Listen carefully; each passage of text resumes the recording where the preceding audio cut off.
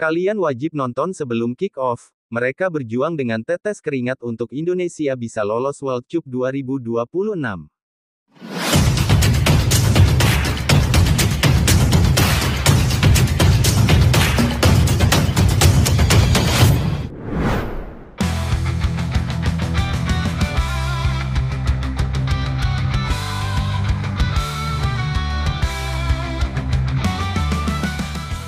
Dulu seakan tak akan mungkin terjadi, mendukung timnas Indonesia di ajang Piala Dunia, dan kini kata-kata kini harapan itu mulai muncul, di mana kini Garuda mulai terbang tinggi, menjadi fenomena yang tak bisa dipandang sebelah mata di kancah internasional, dan puncaknya pada tanggal 20 Maret tahun 2025 timnas Indonesia akan menghadapi salah satu laga paling krusial dalam perjalanan mereka menuju Piala Dunia 2026. Australia, tim kuat yang dijuluki Sos-Serus, akan menjadi penghalang mimpi Garuda untuk melangkah ke panggung terbesar antar negara tersebut, dan apakah Indonesia bisa melakukannya? Lapangan yang akan menjawabnya.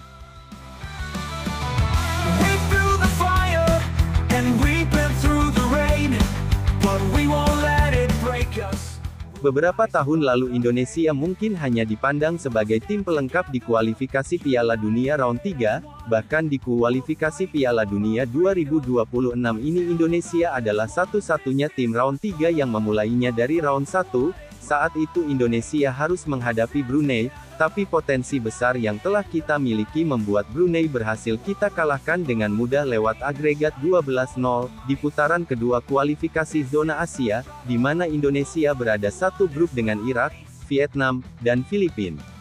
Timnas mengawali kampanye dengan cukup buruk, saat hanya meraih 1 poin dari 2 laga awal usai kalah 5-1 dari Irak, dan imbang 1-1 kontra Filipina. Saat itu banyak fans tim Garuda pesimis bahwa Indonesia bisa melaju ke babak selanjutnya, tapi siapa sangka bersamaan dengan masuknya beberapa pemain tambahan, seperti Jay Izzes dan Tom Haye, Vietnam dan Filipina berhasil mereka hancurkan, untuk pada akhirnya membawa Indonesia melaju ke putaran ketiga setelah finish sebagai runner-up grup F, di mana kemenangan 2-0 atas Filipina pada Juni tahun 2024 di Gelora Bung Karno menjadi penutup manis yang mengantarkan Garuda ke fase berikutnya, sesuatu yang belum pernah dicapai sejak era kemerdekaan, yakni lolos ke round 3, masuki putaran ketiga. Timnas Indonesia tergabung di grup C bersama raksasa-raksasa Asia, seperti Jepang, Australia, dan Arab Saudi yang memiliki pengalaman serta sejarah panjang di ajang Piala Dunia. Selain itu ada juga Bahrain dan China yang dikenal tangguh di level regional. Grup ini pun langsung dijuluki grup neraka karena kekuatan lawan-lawannya. Melihat Indonesia berada di grup neraka, ekspektasi terhadap Garuda awalnya rendah, dengan ranking FIFA Indonesia yang saat itu berada di posisi 134 dunia, banyak pengamat memprediksi Indonesia hanya akan jadi tim juru kunci, atau maksimal bertarung untuk posisi keempat demi lolos ke putaran tambahan. Namun dengan deretan kualitas pemain keturunan yang terus menambah, kekuatan tim Garuda Timnas di bawah Sintayong menunjukkan bahwa mereka bukan sekadar peserta, melainkan penantang serius untuk memperebutkan tiket Piala Dunia. Benar saja, di laga pembuka Timnas yang bertanding ke kandang Saudi Arabia, di King Abdullah Sports City Stadium berhasil mencuri poin dengan skor 1-1 usai gol Ragnar Oratmangun sukses disamakan. Hasil ini langsung menggemparkan mengingat Arab Saudi adalah tim dengan tradisi kuat, dan pengalaman Piala Dunia. Memasuki matchday kedua Indonesia kembali mengejutkan dengan menahan imbang Australia, runner-up Piala Asia 2015 dan peserta tetap Piala Dunia sejak 2006. Saat itu pertahanan solid yang dikomandoi Jay Izzes dan Rizky Ridho, ditambah penyelamatan gemilang Marten Pas membuat Sos-Serus frustasi. Skor kacamata ini membuktikan Indonesia bisa bersaing dengan tim elit. Setelahnya giliran Bahrain yang Indonesia buat ketar-ketir. Pertandingan ini penuhi drama. Indonesia sempat unggul 2-1 berkat gol Rafal Strike, tapi keputusan kontroversial wasit Ahmed Alkaf dari Oman, mengubah nasib dan hasil pertandingan menjadi 2-2. Penyeimbang Bahrain di menit 90+9 memicu protes keras dari PSSI, yang menilai wasit memperpanjang injury time secara tidak wajar. namun meski hanya dapat 1 poin, semangat juang Garuda terlihat jelas. Memasuki match keempat, kekalahan pertama datang di markas China. Saat itu Indonesia tertinggal 0-2 di babak pertama, dan hanya mampu menipiskan skor lewat Tom Hei jelang berakhirnya pertandingan. Kekalahan yang kemudian berlanjut di GBK, saat Indonesia menghadapi lawan terberat di grup Jepang. Tim Samurai Biru yang diperkuat pemain bintang seperti Kaoru Miyoma dan Kubo mendominasi dengan 4 gol tanpa balas. Kekalahan telak ini jadi pukulan berat dan sempat menempatkan Indonesia di posisi juru kunci sementara, namun semangat tak luntur, dan kemenangan perdana akhirnya didapatkan saat menjalani laga ke-6, bermain kontra Arab Saudi di GBK. Marcelino Ferdinand menjadi bintang dengan brace-nya. Indonesia menang 2-0 dan menempatkan 3 poin, tapi tak hanya itu saja, ini juga sejarah. Ini adalah pertama kali tim Asia Tenggara mengalahkan Arab Saudi di kualifikasi Piala Dunia. Dunia tercengang, dan Indonesia naik ke posisi ketiga.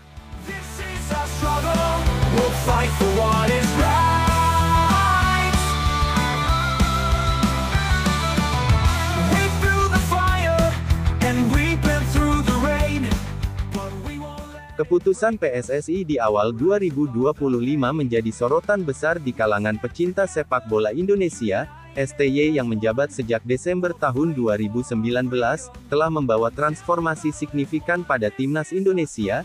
Ia berhasil mengantarkan tim ke putaran ketiga kualifikasi Piala Dunia 2026 zona Asia untuk pertama kalinya dalam sejarah, serta mencapai semifinal Piala Asia U23 2024. Pendekatannya yang disiplin fokus pada pembinaan pemain muda dan pemanfaatan pemain keturunan, berhasil mengangkat performa Garuda dari tim yang sering diremehkan menjadi penantang serius di Asia. Namun setelah kekalahan telak 0-4 dari Jepang pada November tahun 2024, dan beberapa hasil yang dianggap kurang maksimal di putaran ketiga, PSSI memutuskan untuk mengakhiri kontrak STY, di mana masuknya Patrick Kluivert bersama tim pelatihnya membawa harapan sekaligus tanda tanya, akankah bisa Indonesia tampil lebih baik? Selain akan hadir dengan wajah baru bersama Patrick dan tim pelatih, wajah timnas Indonesia juga berubah drastis dengan masuknya pemain-pemain keturunan baru, oleh Romani, Joey Palupesi,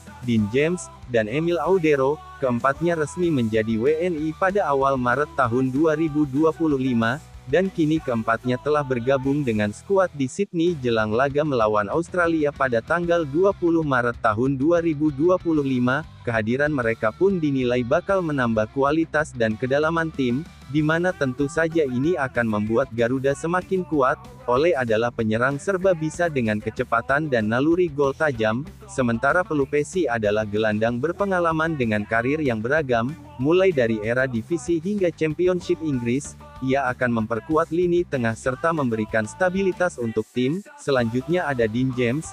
Ia merupakan bek sayap kiri modern dengan stamina tinggi dan kemampuan menyerang. Ia bisa dimainkan di posisi sayap juga, sedangkan Emil Audero ia merupakan kiper berpengalaman yang pernah bermain untuk Juventus, Sampdoria, dan Inter Milan di Serie A. Ia adalah opsi baru di bawah Mistar bersaing dengan Martin Paes. Dengan masuknya keempat pemain tersebut, kedalaman skuad tim Garuda akan bertambah, di mana pilihan di setiap posisi akan makin banyak, mulai dari kiper hingga penyerang, di mana itu mengurangi ketergantungan pada beberapa nama saja. Selain itu, kehadiran para wajah-wajah baru pemain timnas, seperti Romani dan James juga bakal menambah opsi fleksibilitas strategi, dan tentu saja semangat baru yang lebih membara.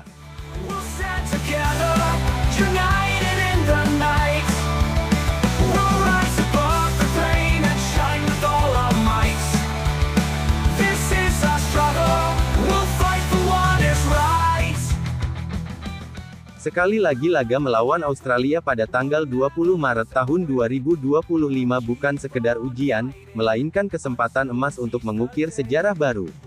Indonesia saat ini masih duduk di posisi ketiga klasmen grup C, dengan 6 poin dari 6 laga, hanya terpaut 1 poin dari Australia di posisi kedua kemenangan, dan hari ini, di Sydney Football Stadium bisa mengantarkan Indonesia naik ke peringkat 2, membuka lebar pintu menuju Piala Dunia 2026, impian yang belum pernah tercapai sejak kemerdekaan. dengan 4 pertandingan tersisa termasuk laga kandang melawan Bahrain tanggal 25 Maret, China tanggal 5 Juni dan tandang melawan Jepang tanggal 10 Juni, perjalanan ini masih panjang, tapi tiap laga adalah kunci, di bawah Patrick Kluivert dengan tambahan amunisi seperti Ole Romeni, Joey Pelupesi, Dean James, dan Emil Audero.